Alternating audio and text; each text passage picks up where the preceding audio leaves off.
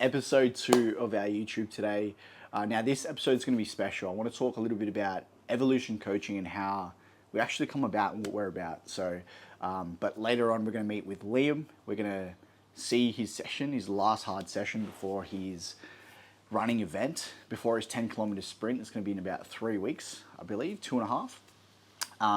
And we're also going to show you a little bit of behind the scenes of my own prep as well. I'm 8 weeks out. So going to share some insight, what it's like being coaches and athletes at the same time, but also just, talk you through the origin of evolution coaching and why it is what it is today. I guess to fully understand where evolution coaching actually starts, I've got to take you back, right? So when I first started Divergent Fitness, I think that idea actually come around when I was 19. So I'd finished my certs when I was 17, turning 18.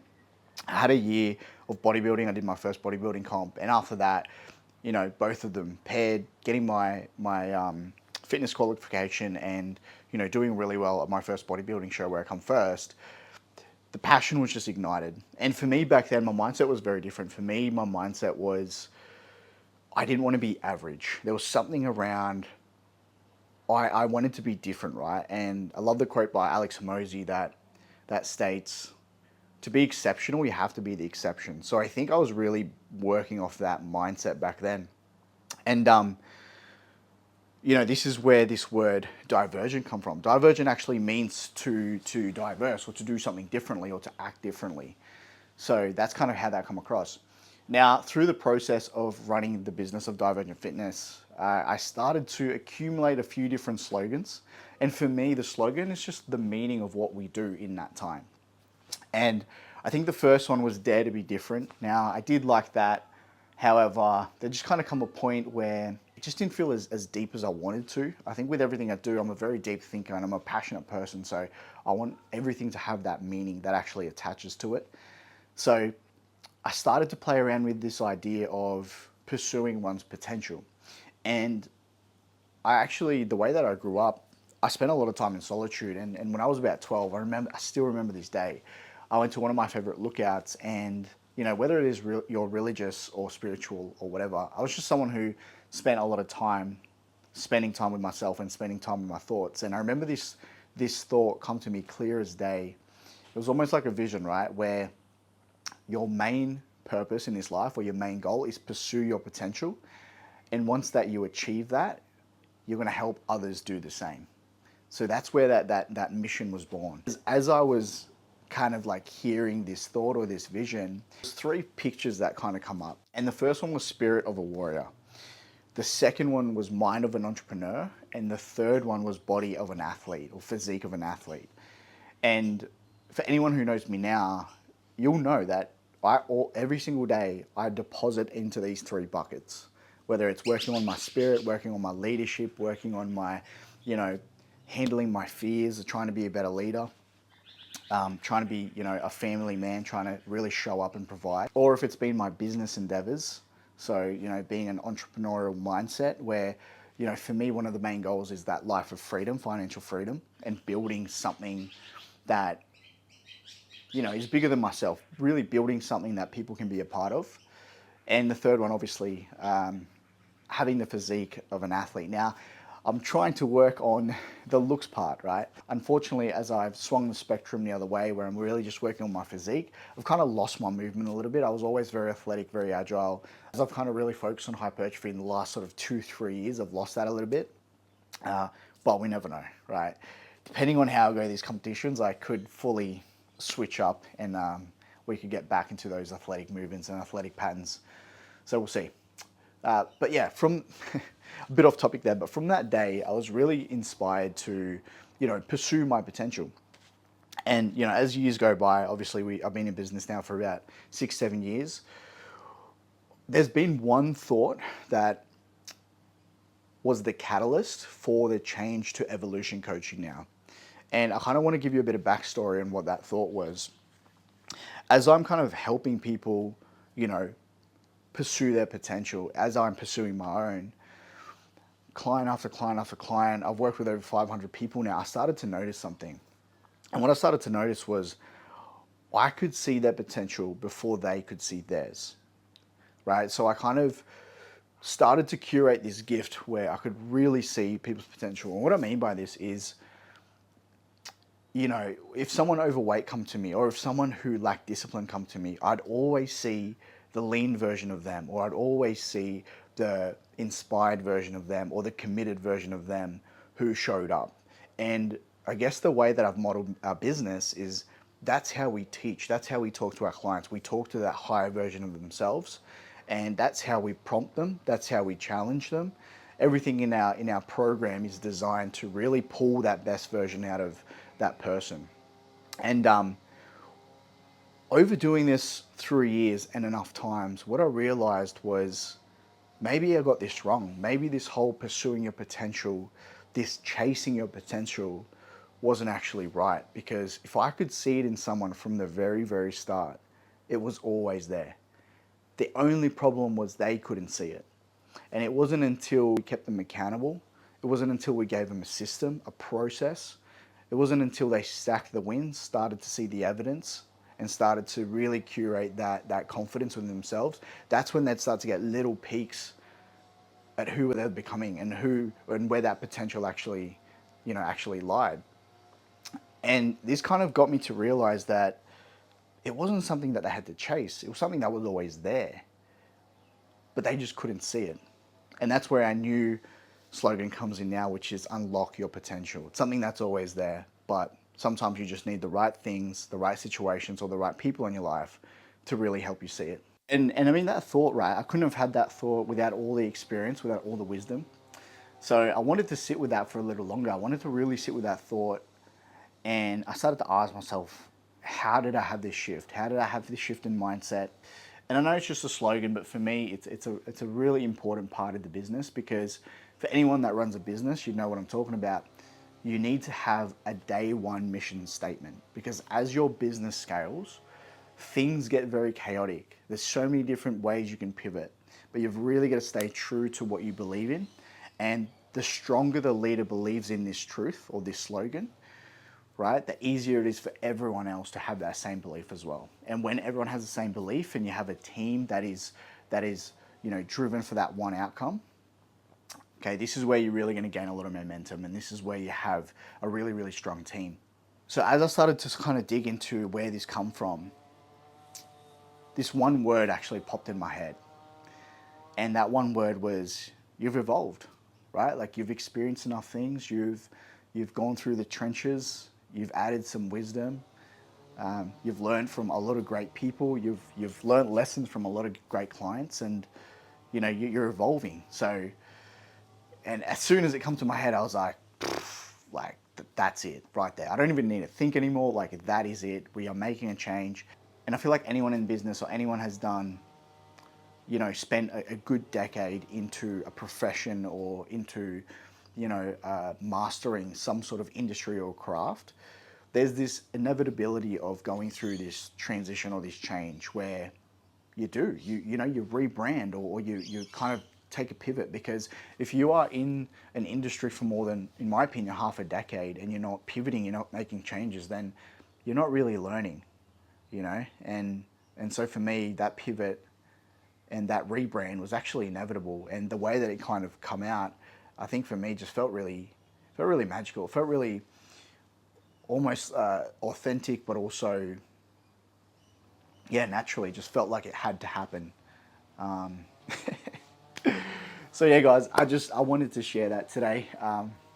I know that got a bit deep, but that's just the kind of person that I am. I'm a deep thinker, and I like to share where these ideas come from. I like to share, because a lot of you guys might just see the finished product or see when things are built, but a lot of them just start off with, stupid little thoughts that just pop up. And the more I kind of dig and invest time into it and get really attached to it emotionally too, that gives me the drive and the power to really create these things. And, some of these things have hours and hours into them, whether it be our events, whether it be, our apparel that's about to drop, whether it be, building the team up. A lot of this stuff takes time, but when you have that emotional connection to it and you have that passion, energy is a byproduct. So energy will come. So, and that drive as well. All right, enough of that. Thanks for listening to it. It really does mean something to me, and I really love to share. I love documenting, so I'm really going to step into that a little bit more. with that being said, we're gonna get into some training. Yeah, mic's on. Oh yeah, just chewing. ASMR chewing. Damn. All right, bro, talk us through what you're eating and why. I am eating some cereal. Oh, I'm loving it right now because it is damn. full of carbs. Bit of cereal, bit of protein, then I'll pump a banana. Up. Just carb up before my run. Easily digestible, so I don't throw up everywhere. So we've got a fructose, we've got a glucose. Do you always eat like that before your runs? Pretty similarly. Sometimes I'll do some fruit bread with some like honey or peanut butter, or I'll do something like a bagel with some honey. Just something super carby. I like to pair it with some kind of really sugary bit of carbs. Yeah, sweet. Got to fuel up, eh? And this is your last speed session. Yes, it is. And how long do you have to do? I've got 4 by 1 mile repeats at my race pace. So Which is what's your race pace? we're aiming for around 4:10, 4:15 pace. Whoa. Not looking forward to it. Okay. Should I bring like a bin or something just in case you spew? It's all right. That's what the grass is for. Sweet. So we're gonna go through Liam's bag here. This is what a runner's bag should look like apparently. Okay, what do we got here? So we got some trusty gels. Go on. Yep. Oh, every runner needs these bad boys. Got the race shoe. The Rockets. The Rockets, he calls them. Oh, what colour? Kind of. Rocket Oh. Red. Do they make you go fast? Oh yeah, they will. Pay to win. What else do we have? Oh, zoom zoom. Yeah. Meow. And always got to get this in your bag. Subtle plug. Hydration. Where's that from? This is from Next Gen. The number 1 sub store. Ari's gonna love that. And what's this one? No, got you got us. race thing today. Singlet.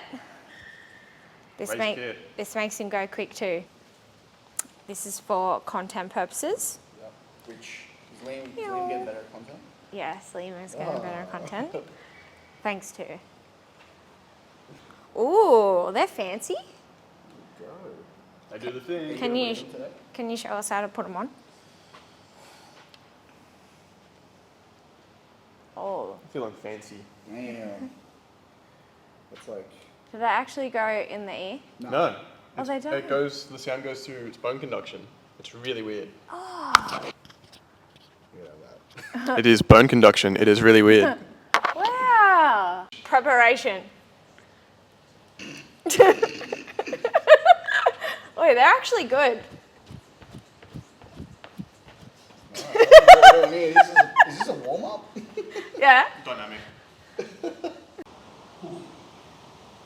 pause.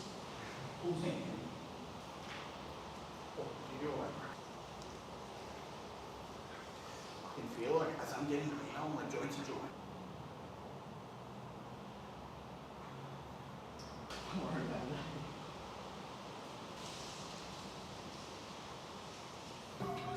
That's an interesting place to put a bench. Yeah, well, coach said I have to change it every time I do each leg. Can you explain why that's there? What? That bench. The bench? Yeah. For my exercise. Yeah, but why is the bench there? For, for stability. Ah. Okay, is this a bit of a hack? Yeah. This is how you get more out of your that's the wrong leg.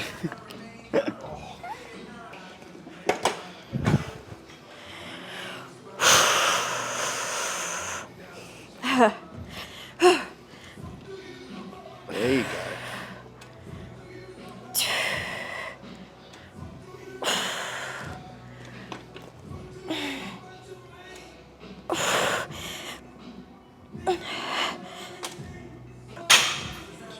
How's that?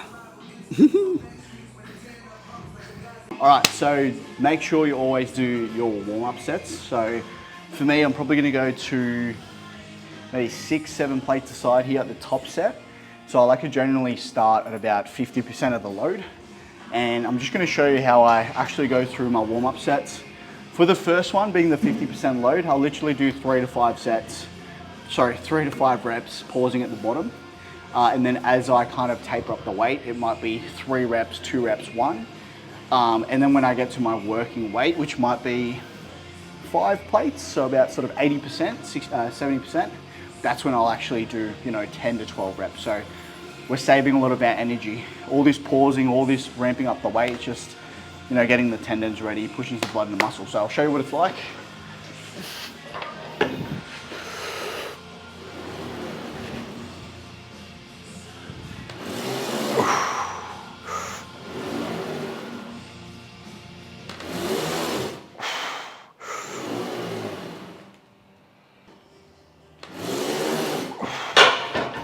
And when I'm at the bottom there, I'm not actually letting go of the tension. I'm keeping the tension on my legs. Try it out.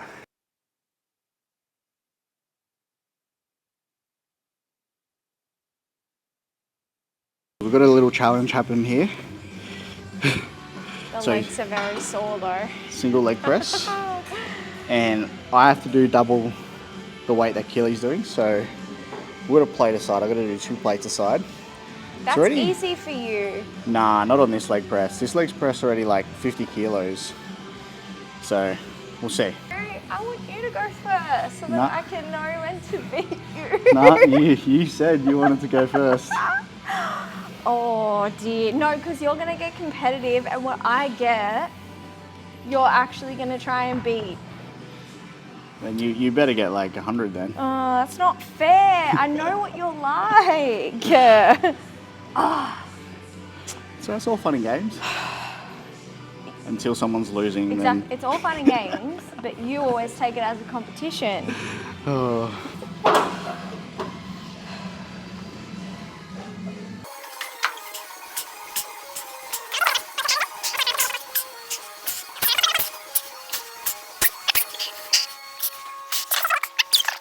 Oh.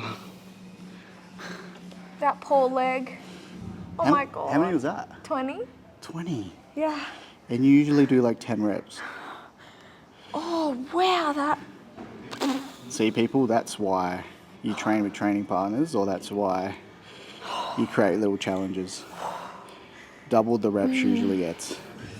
My poor leg. Now I have to get 21 reps apparently. What do I get? Like 8 reps?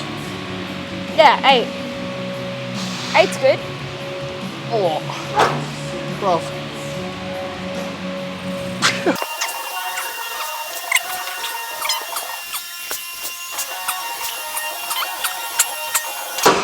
I knew it. I knew even when you're struggling, you would go that extra just to beat me. We're gonna win, boys. That's why I wanted to go first. I think that's a form of cheating right there. But I got you to double your reps. I want you to level up. So. The worst part. Well, I guess I could say the same to you. Yeah, facts. See, we lift each other up.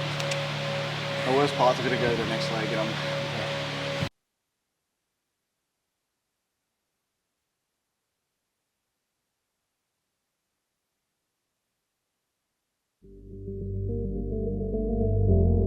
These pants are so weird. It feels like they've got like 2 waistbands. yeah, what's going on here? Adidas Nike, Adidas Nike.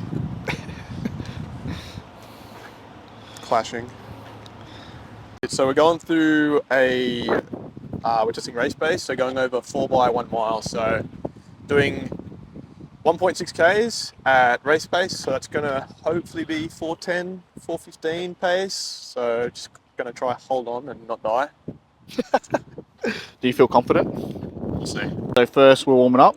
Yeah, we'll go through 15 minutes warm up, so it'd be 4 by a mile, so 15 warm up, a little bit of a rest, change my shoes, put what I'll wear on race day, just so I can get a bit accustomed to them, and then do 1 mile, 90 seconds recovery, and then repeat that 4 times, and then go through a 15-minute cool down.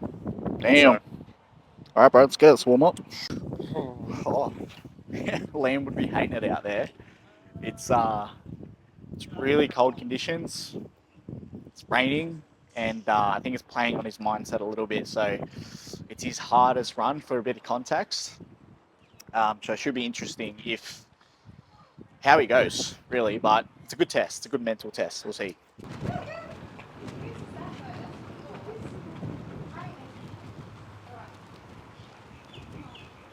Warm up done, into a slight rest while I put the new shoes on. This is super excessive, but it's what the big boys do. Please sponsor me. Shit's expensive.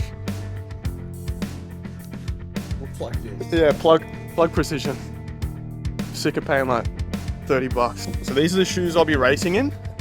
Something like a good rule of thumb, like whenever I'm doing anything race pace, I want to do everything in my race shoe, like the socks I'll be wearing, literally everything. So I'm really like, I know like I'm not gonna get blisters, I know how the shoes feel. Really going into like, just like really like sport specific, get as specific to the day as I can be. So I don't want to get into the race and be like, oh, I've got hot spots on my feet. Oh, I've got blisters on my feet. Cool, I've got 5 more Ks of running with cut up feet. That's mad. I've seen it. Too many people do it. I've done it before and been lucky, but I want to be switched on.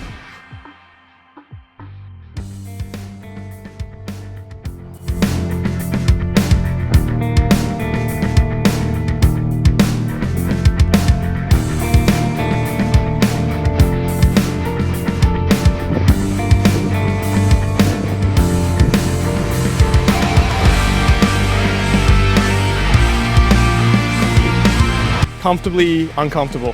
One round, a bit quicker than expected, so 3 to go. Let's see how we go.